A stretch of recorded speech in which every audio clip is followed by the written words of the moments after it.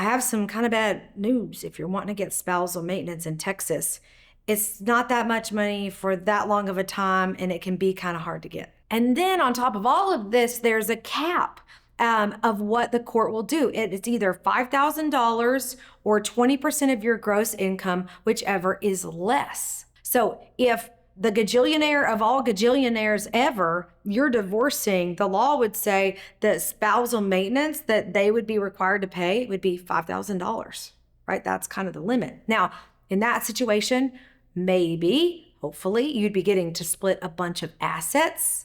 And if you have all of these assets from the divorce, like millions, then you may be able to provide for your minimum reasonable needs and not cross the hurdles in the first place. So I find that people who are getting divorced, who've been married for a long time, and maybe they were not the primary wage earner and their spouse was, seem shocked, appalled, angry, resistant to this piece of information because it seems like not long enough and not enough money given all that you invested in this other person. And, I don't disagree with them. I'm not saying it's wrong.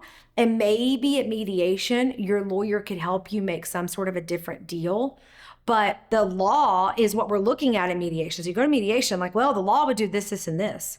So that person's probably not going to double what the law would do because worst day in court, they're going to get this. So in that situation, if you really believe you should be getting more spousal maintenance than what I just talked about, your best chance is to come to some sort of a deal or a settlement with your spouse and try to get some numbers maybe for a longer period of time or more money. But in general, if I was going to give you one rule of thumb, been married 10 to 20 years, maybe you can get 2 or 3 years, $2,000, $3,000, $4,000, depending on their income to get you started and back on your feet. It just is what it is.